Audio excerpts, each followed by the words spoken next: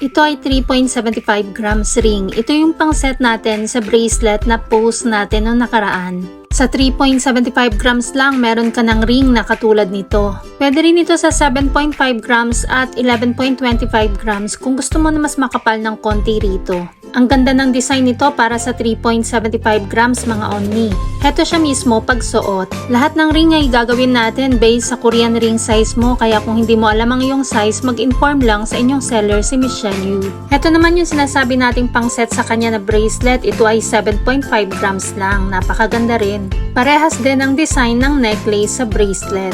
Ang rate ng gold ay nagbabago everyday kaya hindi natin nilalagay ang price sa video. Ang mga jewelry natin ay pwede sa cash, to gives, or ilang months layaway, depende kung saan ka komportable. Kung gustong malaman ng updated price, mag-inbox kay Michelle Yu at follow na rin ang ating TikTok account para updated ka.